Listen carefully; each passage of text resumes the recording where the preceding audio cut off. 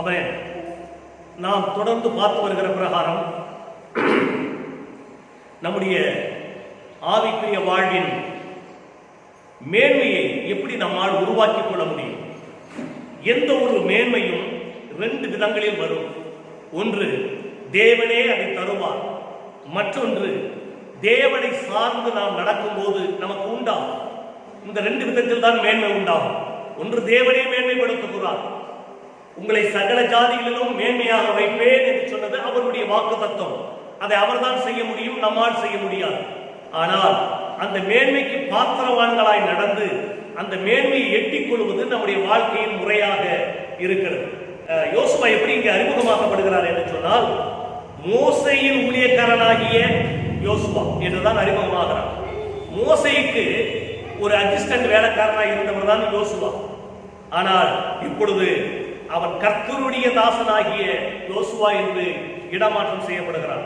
பின்வருகிற நாட்களில் வாசிக்கும் போது என்னுடைய தாசன் என்று யோசுவாவையும் கர்த்தர் அழைக்கிறதை பார்க்கிறோம். அந்த அளவிற்கு யோசுவா தன்னுடைய ஆவிக்குரிய வாழ்க்கையில் ஒரு தலைமைத்துவத்துக்குள்ளே அவன் கடத்தி வரப்படுகிறார், ஆசீர்வதிக்கப்படுகிறார். இந்த மோசேயோடு ஆண்டவர் செய்த வாக்குத்தத்தத்தை போலவே யோசுவாவோடும் செய்கிறார்.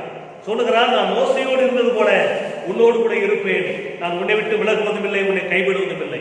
வேதத்தில் இருக்கிற அற்புதமான வாக்குத்தத்தங்களில் இந்த வாக்குத்தத்தமும் ஒரு மேன்மையான வாக்குத்தத்தமாக இருக்கிறதை நாம் உணர்கிறோம்.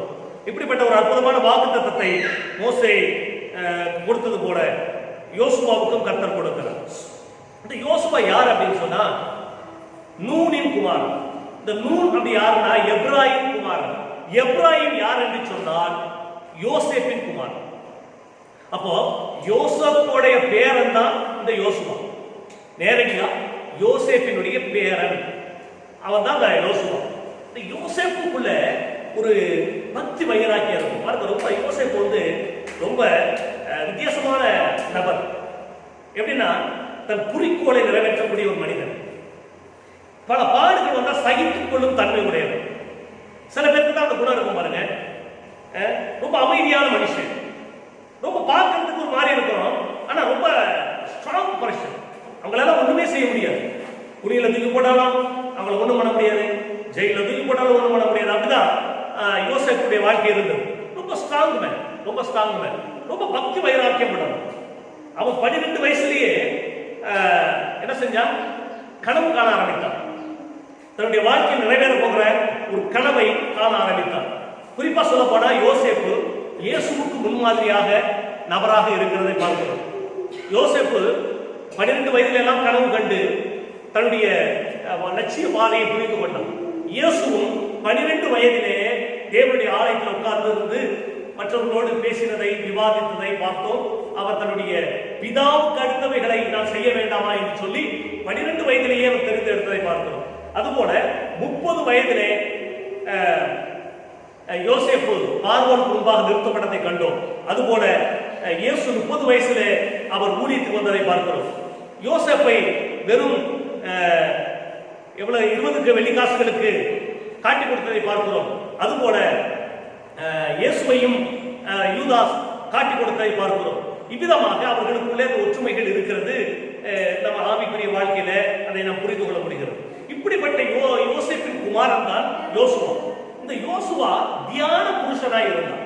இப்ப முதல் முறையா இவர் வந்து அந்த எகிப்தை விட்டு வரும்போது இவர் ஒரு அடிமை, ஒரு வாலிபன். இவர் வெளியே வரும்போது ரொம்ப பயந்த சுபாவம் உள்ளதாக இருந்த நபராகத்தான் ஆராய்ச்சியாளர்கள் சொல்லுகிறார்கள். யோசுவா வந்து அவர் ஒரு பெரிய ஒரு திடகாத்திரமான மனுஷன் அல்ல. யோசுவா வந்து ஒரு பயந்தாமொழி. ஏன்னா அடி வாங்கியிருக்காரு நிறைய பேர்கிட்ட. வேலை செய்யணும் அடிப்பானுங்க. இந்த பையன் சின்ன வயசுல இருந்தே பார்க்கலாம், அவங்க அப்பாவை அடிக்கிறத பார்க்கலாம். இவன் அப்படியே இருந்து இவன் அடி மேல அடி வாங்குறான். அப்போ அவன் கிட்ட வந்தோடனே இவன் கையை வச்சுக்குவான். இந்த கையை ஓகனா போதும் அடிக்கதான் போறான்னு நினைச்சுக்குவான். அந்த மாதிரியான அடிமைத்தனத்திலிருந்து வந்த ஒரு நபர் யோசுவா. அவனுக்கு அடி வாங்குறத தவிர திருப்பி அடிக்கிறதுனால என்னன்னு தெரியாது. ஏன்னா அடிக்க முடியாது, அடி வாங்கணும் அவ்வளவுதான். சோத்துக்காக கஷ்டப்படுகிற ஒரு கடைசி பரம்பரை. அவங்க அப்பாவை எட்டி உதைப்பான், அதை பார்த்துட்டு ஒரு ஓட்டத்துல இருப்பான். இப்படி ஒரு அடிமையின் ஆவிலிருந்து பயந்து பயந்து பயந்து அப்படி வந்தவன் எப்படியோ கர்த்தருடைய கிருபையினாலே ஆண்டவர் ரட்சித்து விடுதலை ஆக்கின போது இவனும் வெளியே வந்து விட்டான். வந்து வனாந்தரத்தில் இருக்கிறான். இப்பொழுது மோசையோடு கூட இவன் எடுபடி வேலை செய்யறதுக்கு நல்ல ஏற்ற நபராக இருக்கிறான் என்று தெரிந்து மோசை சேர்த்து கொண்டான். என்ன சொன்னாலும் செய்யக்கூடிய ஒரு நபர், அப்படின்ட்டா போதும் பயந்து நடுக்கக்கூடிய ஒரு நபர். அப்படிப்பட்ட ஒரு நபராக இருக்கிறதுனால மோசை என்ன பண்ணான்னு சொன்னா அவர் அட்ஜஸ்டண்டா வச்சுக்கிட்டார்.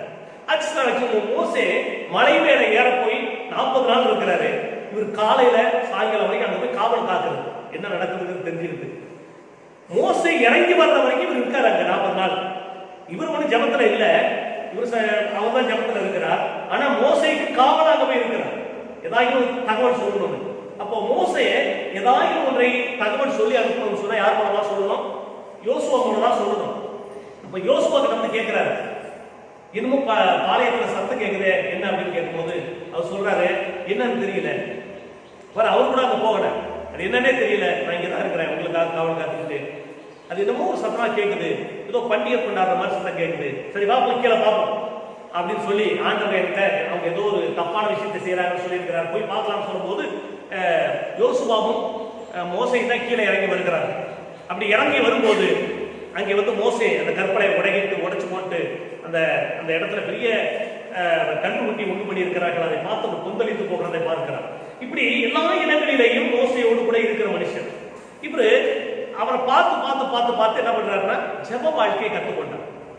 இவர் யாரும் கற்றுக் கொடுக்கல, மோசை எப்படி ஜெபம் பண்றாரோ அதை பார்த்து கொஞ்சம் கொஞ்சமா ஜெபம் பண்ண கற்றுக்கொண்டு இப்படியே தனிப்பட்ட ஆசிரியப்பு கூடாரத்துல மோசை உள்ள இருப்பாரு, என்ன பண்ணுவாரு யோசுவா வெளியில இருப்பார். இப்படி அவருக்கு அட்ஜஸ்டண்டாக இருந்துகிட்டு இருக்கிற மனுஷன் கொஞ்சம் கொஞ்சமா தியானம் பண்ணுகிறதை கற்றுக்கொள்கிறார், செபிக்கிறதை கற்றுக்கொள்கிறார். செபிக்கிறதுனா வேற ஒண்ணும் இல்லை, வாழ்க்கையில ஆண்டவராக இயேசு கிறிஸ்து தன்னை தேவனுக்கு தன்னை ஒப்பு கொடுத்து, பிதாவுக்கு தன்னை ஒப்பு கொடுத்து தன்னுடைய வாழ்க்கையை தேவனோடு இணைத்து மணிக்கணக்காய் தேவனோடு கூட சம்பாசிப்பது, தேவனுடைய பிரசனத்திலேயே இருப்பது, அதுக்கெல்லாம் தியானம். இதை மோசே செய்கிறதை கண்டு அது போலவே இவரும் செய்து பழகி கொண்டே வந்தார். ஒரு நாள் ஆண்டவர் சொல்லுகிறார், எல்லாரையும் 12 பேரை என்ன பண்ண கானான் தேசத்துக்கு அனுப்புன்னு சொல்லும் போது இந்த கோத்திரத்திலிருந்து யார் அனுப்புன்னு சொன்னா, இந்த கோத்திரத்துல மாத்திரம் எவ்வளவு பேர் இருந்தாங்கன்னா யுத்த வீரர்கள் எப்ராஹிம் கோத்திரத்துல 40,500 பேர் இருந்தார்கள் என்று என்னாகமம் 1 22வது வருஷத்துல 32வது வருஷத்துல படிக்கிறோம். 42,000 பேர் இருக்காங்க, சாரி 40,000 பேர் இருக்கிறாங்க. 40,000 பேர் இருக்கிற இடத்துல யோசுவாவை கர்த்தர் அனுப்புகிறார். எதற்கு? அந்த தேசத்தை உளவு பார்த்து வரணும்னு சொல்லி. அப்போ யோசுவா அது கூட கொஞ்சம் நல்ல ஸ்ட்ரென்தன் மனுஷனா மாறிட்டார். அவர் சொன்ன கரெக்டா இருக்குங்க, ஆண்டவர் நினைக்கிறாரு அவர் அனுப்புனா கரெக்டா இருக்கும், அவர் சொல்றது ரிப்ளை நல்லா இருக்கும் சொல்லி யோசுவா அனுப்புங்கிறார். யோசுவா போய் பார்த்து, யோசுவாவுக்கு காலையில போறாங்க, மற்ற 10 பேர் போறாங்க. இதுல வந்து 10 பேர் வந்து தப்பா பேசுறாங்க, இவர் மட்டும் என்ன சொல்றாரு, கரெக்டா நம்ம அந்த இடத்துல போனால் ஆண்டவர் நமக்கு வெற்றி கொடுப்பார் என்று நல்ல விசுவாச வார்த்தைகளை இவரும் காலையிலும் பேசுறதை பார்க்கிறோம். அப்ப ஆண்டவர் உடனே சொல்றாரு, இங்க போயிட்டு வந்ததுல இந்த 10 பேரும் போக மாட்டாங்க, இங்க இருக்கிற 20 வயசு கூட்ட மேல்பட்டைக்கு எவனும் போக மாட்டான், இனிமே போறது பூராவும் 20 வயசுக்கு மேல்பட்டு இங்க வந்து 20 வயசு ஆனவங்க, 19 வயசு ஆனவங்க கூட கிடையாது, 20 வயசு ஆனவங்க இங்க வந்து அவங்கள்ல இருந்து யோசுவாவும் காலேபும் இவங்களெல்லாம் உள்ள போக போறது, மோசையே போக முடியாது அப்படிங்கிற நிலைமை வந்துச்சு. 2 விஷயத்துல மோசை போக முடியாம போச்சு. ஒண்ணு ஏஜ் அதிக வயசு பிரகாரம் போக முடியாது, 2வது அதையும் கூட ஒரு சான்ஸ் கொடுத்து போக வைக்கலாம் அப்படின்னு பார்த்தா அவர் வந்து அந்த கண்மலையை அடிச்சுட்டாரு பேச சொல்ல வேண்டிய இடத்துல. 2 ஃபால்ட்னால அவர் போக முடியாம போச்சு. இவர் அங்க போறாங்க. இப்போ மோசே கையில இருந்த பொறுப்பு யோசுவாவின் கையில் வருகிறது. யோசுவா கிட்ட ஆண்டவர் என்ன சொல்றாருன்னா 7வது வசனம் 8வது வசனம் தான் அந்த பைபிள்ல ரொம்ப முக்கியமான வசனம். இந்த யோசுவாவின் புத்தகத்துல படிக்க 7, 8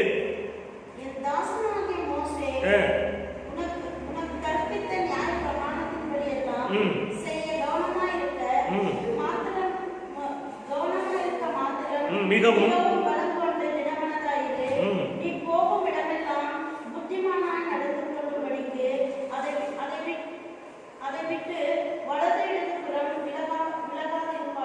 ஆமென். இந்த நியாயப்பிரமாண புத்தகம் உன் வாயை விட்டு பிரியாதிருப்பதாக, இதில் எழுதியிருக்கிறவைகள் எல்லாம் நீ செய்ய கவனமாயிருக்கும்படி இரவு பகலும் அதை தியானித்துக் கொண்டிருப்பாயாக.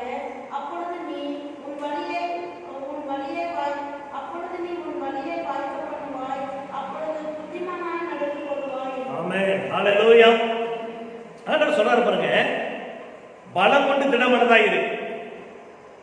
முதல்ல பலம் கொண்டு திடமானதாயிடும். மனதை பலமாவும் திடமாவும் வச்சுக்க. அது எப்படி முடியும்? அது எப்படி முடியும்னா, இந்த வேத புத்தகத்தை நான் கொடுத்திருக்கிறேன், நியாய பிரமாணத்தை கொடுத்திருக்கிறேன். என்னை குறித்த, என்னுடைய நடக்கையை குறித்த, நான் இந்த ஜனங்களுக்கு செய்த அற்புதங்களை குறித்த சத்தியங்களை புத்தகமாகவும் கையில் கொடுத்திருக்கிறேன்.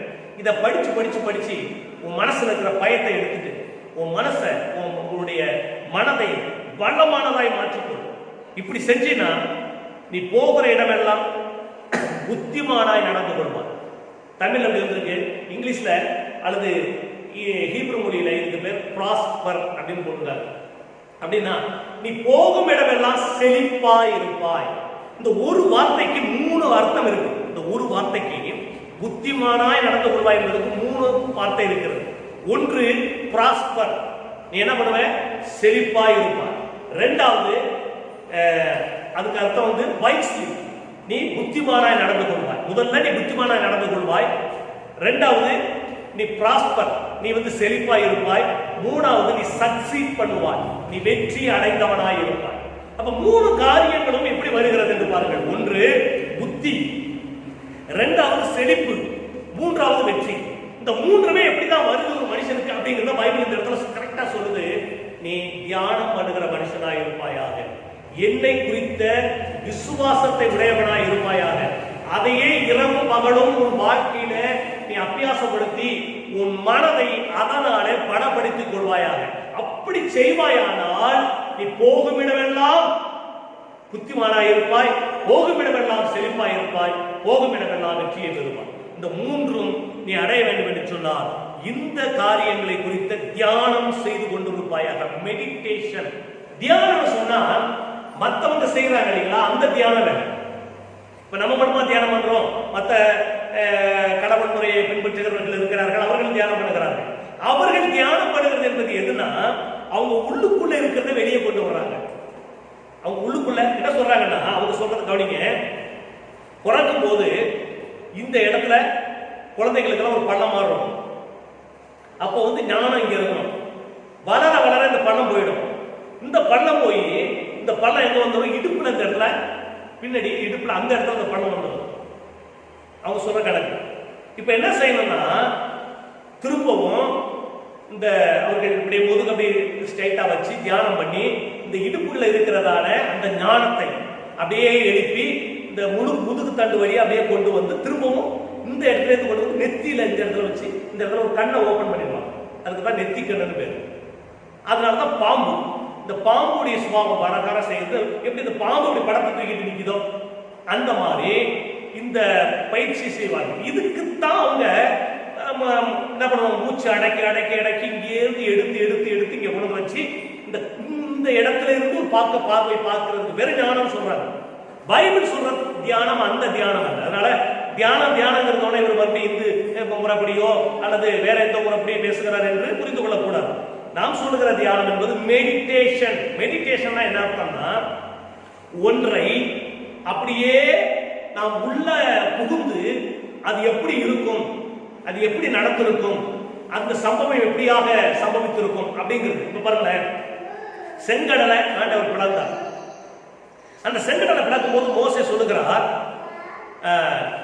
ஜனங்கள்லாம் வந்து சொல்றாங்க பாருங்க, நான் கற்பனை காட்சியை நம்ம பண்ணி மெடிடேஷன் பண்றோம் பாருங்க. கண்ணை மூடிட்டு தான் பண்ணணும் தேவையில்லை, கண்ணை திறந்துகிட்டே பண்ணலாம். இதான் மெடிடேஷனுங்கிறது. பாருங்க, ஜனங்கள்லாம் வர்றாங்க, தப்பிச்சு ஓடி வர்றாங்க, எல்லாம் மூச்சு இறக்கி வந்தாச்சு. கிட்ட வந்து பார்த்தா திடீர்னு கடல் வந்துருச்சு. குறுக்கு யானை கடையை பார்த்ததில்லை. கடலாது எப்படி இருக்குன்னு கேட்ட ஆட்கள் இல்லை.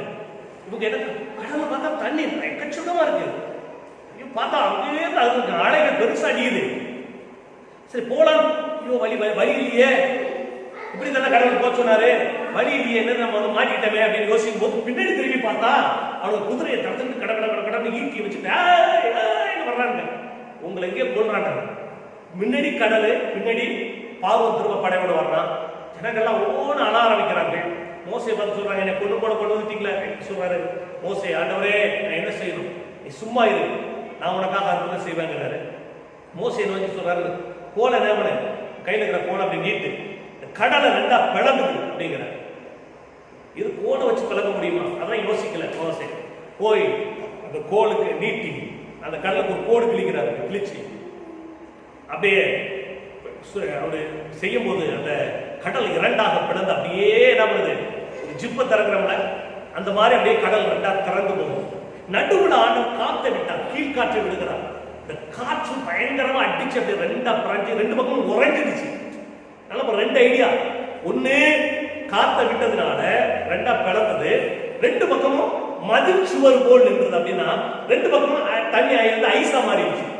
ஐஸா மாறிடுச்சுன்னா என்ன பண்ண முடியாது, அதுக்கு திரவ நிலையிலிருந்து திடநிலைக்கு போய் விடுகிறது. அப்ப சுவரா மாறிடுச்சு ரெண்டு பக்கமும்.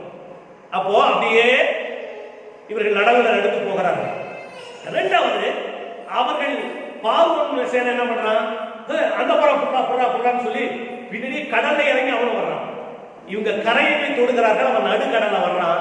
இந்த ஐஸ் கட்டி எல்லாம் டக்குனு உடைஞ்சிருச்சு. உடைஞ்சி தண்ணி மறுபடியும் வந்து அப்படியெல்லாம் மூழ்கி கொண்டது. இந்த சம்பவத்தை சினிமாவில் பார்க்கிறது போல நம் மனதிலே தேவன் எப்படி செய்திருப்பார், அந்த காரியங்கள் எப்படி நடந்திருக்கும்.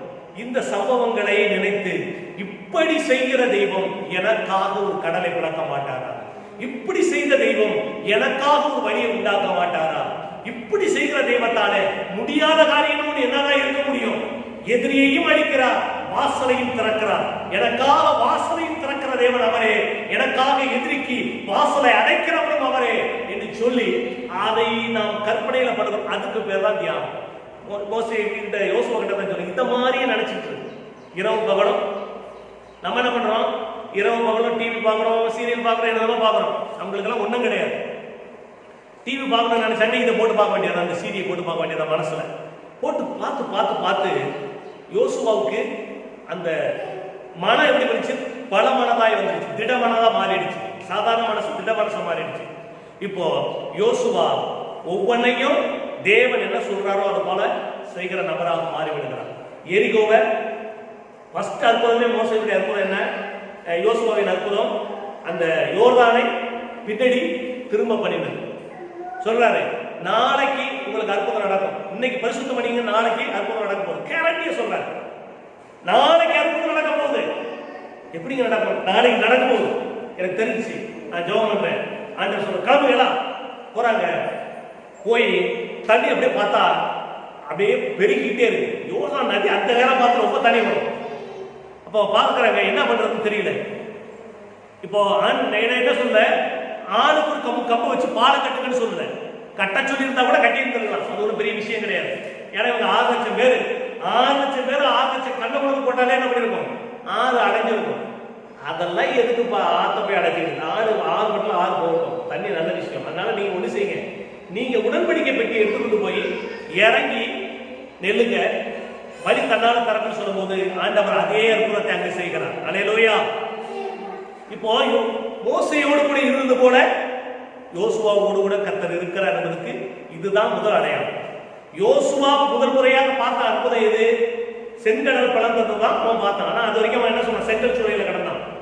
இப்ப அதே அற்புதத்தை முதல் முறையாக இவரும் செய்கிறார். அல்லேலூயா. இரண்டாவது போனா எரிகோ கோட்டை இருக்கு. இந்த எரிகோ கோட்டை பயங்கரமான கோட்டை. ஆண்டவர் சொல்ற 7 நாள் சுத்திட்டு வாப்பா, 7வது நாள் 7 முறை சுத்து, நான் அந்த காரியம் பண்ணிடுறேன். 7 நாளும் சுத்துகிறார்கள். பேசக்கூடாதுன்றார், ஏன்னா பேசுனாக்கா பிரச்சனை வரும். ஏற்கனவே பேசிதான் பிரச்சனை உண்டு பண்ணிட்டாங்க. 10 பேர் பேசிதான் 40 வருஷத்தை நஷ்டமாக்கிட்டாங்க. அதனால பேசாத. பேச பார்த்தீங்கன்னா ஒருத்தன் சொல்லுவான், நம்ம சுத்திக்கிட்டே தான் இருக்கிறோம், நம்ம விழுவா போகுது அப்படின்னு ஒருத்தன் சொல்லுவான். என்னமோ அவர் சொல்றாருடா, சுத்தி பார்ப்போம். இப்படி பேச்சு என்ன பண்ணுவோம், வேற வேற மாதிரி ஆண்கள் போய் கடைசியா நடக்க. அதனால பேசாதன்ட்டார். 2-3 இடத்துல ஆண்டவர் பேசாதன்ட்டார். ஒண்ணு இங்கே பேசாதன்னாரு. அப்புறம் அந்த சகரியா யோவாசானோட அப்பா, அவர் என்ன பண்ணாரு, இங்கே சொல்லி அனுப்பியிருக்கிறாரு. அவனுக்கு குழந்தை பிறக்கும் போது அவர் வீட்டில் போய் சொல்லியிருப்பாரு, போற வழியிலே சொல்லியிருப்பாரு. அதெல்லாம் ஆகிற கதை போயிருப்பாரு. அதனால 2 இடத்துல மாயம் மூடிட்டாரு. ஊமையா கூட கடந்து போ, பேசாது. இப்போ 7 நாள் சுத்துறாரு. ஆனால் எல்லாம் சுத்தினார்கள், மோசே மாத்திரம் தியானத்தோடு சுத்தினான். அவன் பார்வையில எரிகோ இடித்து விடுகிறதை தான் கண்டான். அதுதான் பார்க்கணும், அதுதான் தியானம். ஆண்டவர் சொல்லிட்டாருன்னா நடக்கிறத பார்க்கணும். ஒண்ணு நடந்ததை பார்க்கணும், இன்னொன்னு நடக்கிறத பார்க்கணும். இப்ப இருக்கிறத பார்க்க கூடாது, அதுக்கு பேர் தான் தியானம். வேற ஒண்ணு கிடையாது. தியானம்னா நடந்ததை பார்க்கணும், நடக்க போறத பார்க்கணும், இருக்கிறத பார்க்கவே கூடாது. ஆமென். இருக்கிறது என்ன மலை, இருக்கிறது என்ன பெரிய கோட்டை, அதை பார்க்க கூடாது. ஏற்கனவே நடந்தது என்ன, ஆண்டவர் செங்கடலை பிளந்தார். இப்பொழுது என்ன, இந்த மதில பழக்கிறது ஏமாத்திரம். ரெண்டாவது அப்படிதான் பார்க்கணும். இப்ப 7 நாள் பிறகு அந்த இறுக கோட்டை இடிந்து விடுகிறது. இப்ப அதிலையும் ஜெயம் எடுக்கிறார். மூன்றாவது ஆயிங்கிற ஒரு பட்டணம் வருகிறது. அங்க யுத்தம் நடக்குது. இவர்கள் தோத்து போகிறார்கள். அங்க ஒரு ப்ராப்ளம் வந்துருச்சு. உடனே மோசே யோசுவா கேட்கிறார், என்ன ஆண்டவரே சொன்னாரு, உன் ஈட்டியை தூக்கி பிடி. ஒரு ஈட்டியை தூக்கி பிடிக்கிறது சும்மா சின்ன காரியம் இல்லை, அப்படியே பிடிச்சிட்டு இருக்கிறது ரொம்ப கஷ்டமான காரியம். ஆனா அப்படிங்க சொன்னார், பிடிக்கிறாரு, அப்படியே பிடிச்சிட்டே இருக்கிறாரு. அந்த பட்டணம் இவங்க ஜெயம் எடுத்துக்கும். இது எங்க கத்துக்கிட்டாரு அவரு? எங்க கத்துக்கிட்டாருன்னா, மோசே மலை மேல இருந்து கொண்டு ஒரு முறை என்ன பண்ணாரு, கையை உயர்த்தி கொண்டே இருந்தார். அங்கே யோசுவா யுத்தம் பண்ணி கொண்டிருந்தார். அப்ப இவரு சோல்ஜர், இப்ப இவர் தலைவர். அப்ப இவர் யோசிச்சாரு, ஆண்டவர் ஈட்டி வீசு சொன்னா நான் ஈட்டியை பிடிச்சிட்டு இருப்பேன், எனக்கு கீழே இருக்கிற சோல்ஜர்கள் வெற்றி அடைவர். அதை செய்தார். இப்படி யோசுவாவினுடைய காரியம் எல்லாம் வேதத்தை பாருங்க. யோசுவா யுத்தம் பண்ணி கொண்டே இருக்கிறார். யுத்தம் பண்ணிட்டு இருக்கும் போது என்ன நடக்குதுன்னா, டைம் ஆயிடுச்சு. ஆண்டவர் பார்த்தா இன்னைக்கே வேலையை முடிச்சுட்டு போயிடலாம். அப்ப எல்லாம் யுத்தம் வந்து சாயங்காலம் ஆச்சுன்னா ஒரு எக்காலம் ஓதுவாங்க. அதோடு கூட எல்லாரும் யுத்தத்தை முடிச்சிருவாங்க. மறுநாள் காலையில மறுபடியும் எக்காலத்தை ஸ்டார்ட் பண்ணுவாங்க. நடக்கும். இப்படி எவ்வளவு நாள் நடக்கும்னா, பல நாட்கள் யுத்தம் நடக்கும். கடைசியா ஒருத்தர் இருக்கிற வரைக்கும் நடந்துட்டே இருக்கும். ஆனா இவர் பார்த்தாரு, இந்த விஷயத்துக்கு போய் இவர் 2 நாள் பண்ணிக்கிறோம், ஒரே நாள் வேலையை முடிச்சிருவோம்னு சொல்லி பார்த்தா இருட்டாயிடுச்சு. இருட்டுல நம்மளால என்ன பண்ண முடியாது, யுத்தம் பண்ண முடியாது. அப்ப பார்த்தா டக்குன்னு சாயங்காலம் ஆச்சு, கொஞ்ச நேரத்துல பொழுது போக போகுது. அப்ப யோசுவாவுக்கு ஒரு ஐடியா, ஆண்டவர்கிட்ட பேசுறாரு. முதல்ல கர்த்தர்ட்ட பேசி, ஆண்டவரே நான் வந்த வேலையை முடிச்சுட்டு போலான்னு இருக்கிறேன். அப்போ நீங்க ஏற்கனவே சொல்லியிருக்கிறீங்க, நீ போகும் இடமெல்லாம் வெற்றி பெறுவாய்னு சொல்லியிருக்கிறீங்க. அப்ப நான் வெற்றி பெறாம திரும்பி போனா நீ சொன்ன வாக்குக்கு விரோதமா நடக்கிறதுன்னு அர்த்தம். அப்ப நான் ஒண்ணு செய்யறேன், உங்ககிட்ட பேசிட்டேன், எனக்கு நேரம் வேணும், யுத்தம் பண்ண போறேன். அப்ப சொன்னா நீ என்ன வேணாலும் செஞ்சுக்க அப்படின்னு இருப்பார் ஆண்டவர். உடனே திரும்பி சூரியனை பார்த்து சங்கரனை பார்த்து சொல்றாரு, ஏய் நீ அங்கே நில், ஏய் நீ இங்கே நில் அப்படின்றாரு. ரெண்டும் ஒரே இடத்துல நிற்கிறது. ஹல்லேலூயா. இதுக்கு பேர் தான் தியானம். நல்லா கவனிங்க. கர்த்தர் மோசையோடு பேசினார், சூரியனோடும் சந்திரனோடும் சொன்னார். ஆமென். நல்லா கவனிங்க. கர்த்தர் எமோரியரை இஸ்ரவேல் புத்திரருக்கு முன்பாக ஒப்பு கொடுக்கிற அந்த நாளிலே யோசுவா கர்த்தரை நோக்கி பேசி, பின்பு இஸ்ரவேலின் கண்களுக்கு முன்பாக சூரியனே நீ கிபியோன் மேலும், சந்திரனே நீ அயலோன் மேலும் தரித்து நில்லுங்கள் என்றான். அல்லேலூயா. சொன்னான். தேவனோடு சொல்வதை நம்ம வச்சுக்கிறவ ஜெபத்துக்கு பேரு பேச்சு. தேவன்கிட்ட பேசணுங்க, மற்றவங்க நம்ம சொல்லணும். இதுதான் வாழ்க்கை. தேவனோடு பேசுகிற வாழ்க்கை உள்ளவர்கள் மற்றவங்க சொன்னா போதும் நடக்கும்.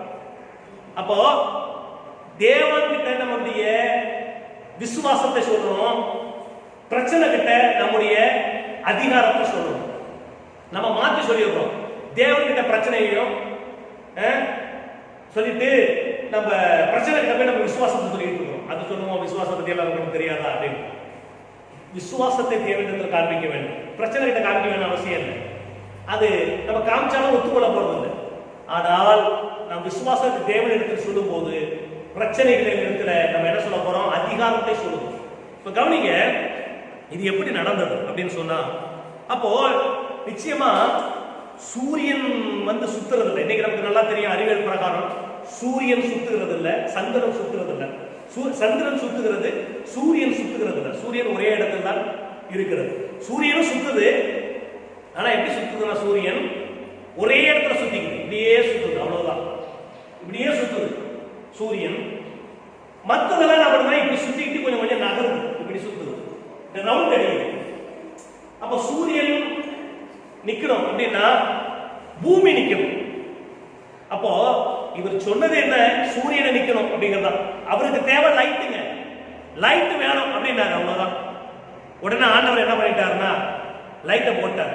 எவ்வளவு நேரம்னா ஒரு பகல் முழுவதும், எக்ஸ்ட்ரா 12 மணி நேரம் அப்படியே ரிவேர்ஸ்ல வந்துருச்சு. மறுபடியும் 6 மணி நேரம் ரிவேர்ஸ்ல வந்து 6 மணி நேரம் போகுது. இப்போ பூமி என்ன பண்ணிச்சுன்னா சொன்ன உடனே டக்கு நின்று ரிவேர்ஸுக்கு போட்டு இப்படி சுத்த ஆரம்பிச்சிருச்சு. பூமி சுத்தணும். மறுபடியும் மணி என்னாவது மணி 1 மணி ஆகுது, 12 மணி ஆகுது, 10 மணி ஆகுது, இப்படியே சுத்திட்டு இருக்கு. சரி ஃபினிஷ் ஆயிடுச்சு, ரிட்டர்ன் மறுபடியும் பொழுது போடுங்க, அது மறுபடியும் ரிட்டர்ன் இப்படி இருந்துச்சு, மறுபடியும் 10 மணி ஆகுது, 11 மணி ஆகுது. என்னடா கடிகாரம் இப்படி ஓடுது இப்படி ஓடுதுன்னு பார்த்தா அன்னைக்கு மட்டும் இப்படியுமே ஓடுது. இந்த இடத்துல மட்டும் கிடையாது. ஏசாயா ஒரு முறை எசேக்கியா தீர்க்கதரிசிக்கு எசேக்கியா ராஜாவுக்கு என்ன பண்றாரு, வியாதியா கிடக்கிறாரு. அங்க வந்து என்ன சொல்றாருன்னா, எனக்கு சுகம் வேணுங்கிறாரு. ஏன் சுகம் ஆர்டர் கொடுத்துட்டாருன்னா நம்பணுமா இல்லையா? அதுக்கு பதிலாக நான் நம்ப மாட்டேன், இது எனக்கு சுகம் நடக்கணும்னா சூரியனை நிறுத்தி காட்டுங்கிறார். அப்ப எவ்வளவு கொழுப்பு! இவன் அப்படித்தான், அப்படி அந்த அளவுக்கு நம்பிக்கை இல்லை அவன் சூரியன் நின்னாதாங்க எனக்கு சுகம் ஆகும் அப்படிங்கிற மாதிரி அவன் நினைச்சிருக்கான். சரி பார்த்தார் ஆண்டவர், வேற வழி இல்லை சரி என்று ஒரு 3 பாறையில 3 மணி நேரம், ஒரு 3 மணி நேரம் ரிவர்ஸ் ஆகிட்டார் ஆண்டவர். டக்கு டக்கு டக்கு டக்கு 3 மணி நேரம் ரிவர்ஸ் ஆயிடுச்சு. அதுக்கப்புறம் தான் அவனுக்கு நம்பிக்கை வந்துச்சு, அப்பா குறைச்சு கொண்டா அப்படின்ட்டு. அப்புறம் 3 மணி நேரம் வந்துச்சு ரிவர்ஸ். அப்போ இதெல்லாம் யாரின் மூலமா நடக்குதுன்னா, ஒரு மனிதன் மூலமா நடக்கிறது. ஏன் அப்படின்னா, மனிதனுக்குள் இருக்கிறது ஜீவன். இந்த ஜீவனும் இந்த பேச்சு திறனும் இயேசு கிட்ட இருந்த ஒண்ணு, அது மனுஷன்கிட்ட வந்திருக்கு, வேற யாருக்கும் கிடையாது. நீங்க எவ்வளவு பெரிய பாருங்க, ஒரு யானை கூட ஒருத்தர் பாருங்களேன், ஹாய் அப்படின்னு ஒரு நிமிஷம் வந்து என்ன பண்ணும், நம்ம சத்தத்துக்கு அப்படியே நிற்கும். எவ்வளவு அதட்டக்கூடிய ஒரு பையன், அது கட்சிக்கும், அதுக்கு அது ஆகும். ஆனா அதை விட நம்ம அதிர்ச்சியா பேச முடியும். ரெண்டாவது, அதை விட இன்னொரு விஷயம் பேச முடியும். நம்ம ஆவியில அந்த பார்த்துக்கிற பார்வை இருக்கு இல்லைங்களா, அந்த பார்க்கிற பார்வை, அந்த ஆவி, அந்த நம்ம விடுகிற மூச்சு, நம்முடைய மனநிலை, இதெல்லாம் அதுக்கிட்ட நம்ம சொன்னோம்னா அதை அப்படியே அடங்கி போகும். தானியல் கிட்ட வேற அதான் முடிஞ்சு. சிங்கம் வந்துச்சு, தானியல் உள்ள உட்காந்து தியானம் பண்ணிக்கிட்டு இருக்கிறார். அவர் இழுத்து மூச்சை விடுறாரு, போய் விழும்போதே சோத்திரம் விழுகிறார். விழுந்தோட ஒரு சிங்கத்து மேல போய் தொம்முனி நல்லா முதுகுல போய் விழுகிறாரு. விழுந்தோட யாராவது இடம் மேல இருந்து பாக்குது. இவரு நீங்களா, வாங்க அப்படின்னு ஒதுங்கி எல்லாம் உட்காந்துக்கிட்டு எல்லாம் சோத்திரம் இவர் சோத்திரம் பண்ண சொன்னா அதுவும் எல்லாம் சோத்திரம் எல்லாம் வரிசையா எல்லாம் சோத்திரம் எல்லாம் கடைசி எல்லாம் தூங்கிடுச்சு. எல்லாரும் தூக்கம் வந்து பசியிலே தூங்கிடுச்சு. இவர் உட்காந்து ஜோம் பண்ணிட்டே இருக்கிறார். ராஜா வந்து கேட்கிறாரு, அப்பா உயிரோடு இருக்கிறாங்க, ஒன்றும் பிரச்சனை இல்லை ராஜாவே, நான் நல்லா தான் இருக்கேன். சரி மேலே ஏறி வந்துரு, காலையில 4 பேர் உள்ள வர போறோம் அப்படின்னு இருக்காரு. இவர் மேலே ஏறி வந்து 4 பேர் போட்டாங்க பாருங்க. சிங்கம் சொல்லிச்சான், அது ஜோம் பண்ணிச்சான், ஆண்டவரே ஜோம் பண்ண. இப்ப சிங்கத்துக்கு ஆண்டவர் சொன்னாரு, தேவதூதன் வந்து வாயை கட்டி சொன்னாரு பாரு, ஒரு ஆள் நீங்க 4 பேர் இருக்கிறீங்க, ஆளுக்கு கொஞ்சம் காலையில ஆளுக்கு ஒரு ஆள் தான். அதனால காலையில வரைக்கும் நீங்க சும்மா இருக்கணும்னு இது சோத்திரம் காலையில ஆளுக்கு ஒரு ஆள், சண்டை போடாம ஆளுக்கு ஒரு ஆள் போய் அது போல வச்சு சாப்பிட்டு. அந்த மாதிரி இந்த அதிகாரங்கள்லாம் எங்க இருக்குன்னு சொன்னா நம்ம ஆவியில. நல்ல கவனிங்க, நான் ஏன் சொல்ல போறேன்னா, நம்ம வந்து நம்முடைய ஆவியையும் மனதையும் பலப்படுத்தலனா அற்புதங்களையும் அதிசயங்களையும் காண முடியாது. ரெண்டாவது, சும்மா ஏதோ கத்துறதோ அது கிடையாது வாழ்க்கை. நம்முடைய மனதை பலப்படுத்தணும், நம்முடைய ஆவியை சுத்தமா வச்சுக்கிறது. மோசே இந்த யோசுவாவுக்கு ஒரு பெரிய தன்மை என்ன தெரியுங்களா, இந்த உறுதி தான் காரணம். ஏன் யோசுவாவால முடிச்சு நம்மளால முடியாதுன்னா நம்மளாலே முடியும். ஆனா நம்ம வந்து எந்த அளவுக்கு யோசுவாவை போல நான் வளரல. யோசுவாவுக்கு இப்படி வளர்றதுக்கு இன்னைக்கு நேற்று உடனே எல்லாம் முடியாதுங்க. இப்ப எந்த ஒரு ஆளும் உடனே இப்பெல்லாம் பாருங்க, புதுசா வர்றாங்க டிவில இன்டர்நெட்ல வந்து புலி செய்யறாங்க, நல்ல தாளம் இருக்கு, ஆனா கொஞ்ச நாள் அவங்க காணாம போயிடுறாங்க. நல்லா கவனிங்க, தாளத்தின் பிரகாரம் அந்த ஊழியம் செஞ்சோம்னா கொஞ்ச நாள் காணாம போயிடுவோம். அனுபவத்தின் பிரகாரம் ஊழியம் செய்யறவங்க கொஞ்ச நாள் காணாம இருப்பாங்க, அப்புறம் தான் வெளியிலே வருவாங்க. எலியாங்கிற ஒரு ஆள் இருக்கிறான்னு யாருக்குமே தெரியாது. இவன் சொல்றான், ஆகாப்புங்கிற ராஜா சொல்றான், அந்த எலியால ஒரு பைத்தியக்காரன் கடை தானே எங்கன்னு கேட்கறான். பாருங்க, அவாச்சிக்கிற பேர் அந்த கிறுக்கம் கடை தானே எங்க அப்படின்னு கேட்கறான். அவனை பாருங்க, ஒரு பாஸ்டர் வந்து எவ்வளவு பெரிய தீர்க்கது, அந்த ஆளை கேட்கறான், அந்த பைத்தியக்காரன் எங்க, அந்த கிறுக்கம் ஒருத்தன் கடை தானே எங்கன்னு கேட்கறான். எலியா அந்த அளவுக்கு எலியாலே யாரும் தெரியும். ஆனா எலியா தேவனுக்கு முன்பாக நிற்கிறவன். ஒரு நாள் 2 நாள் ரொம்ப நாள் நிற்கிறான், ஆனா ஒரு நாள் அது வெளிப்படுது. இந்த யோசுவா ரொம்ப நாளாவே அடிமையாவே இருக்கிறான், ஆனா ஒரு நாள் வெளிப்படுது. இப்ப நீங்களும் நானும் கூட ஒரு நாள் இப்படியே இருக்கிறோம். இப்ப நம்ம வெளியில வரலங்கிறதுக்காக நம்ம மோசமான ஆளும் கிடையாது, ஒரு நாள் வெளியே கொண்டு வருவோம். ஆனா இப்ப சில பேர் கொஞ்சம் பேர் வெளியில இந்த தாளத்துல நிற்கிறாங்கல்ல, அவங்க எல்லாம் கொஞ்ச நாள் கழிச்சு காணாம போயிடுவாங்க. அதனால தாளத்தை நம்ப கூடாது. ரெண்டாவது, ஆவிக்குரிய வாழ்க்கையில ஏற்கனவே ஆரம்பிக்கும் போது இப்படிதான் ஆரம்பிச்சோம். தேவனுடைய மேன்மை தேவனிடத்திலிருந்து வருகிறது. ரெண்டாவது, அந்த மேன்மையை நாமே உருவாக்கி கொள்ள வேண்டும்.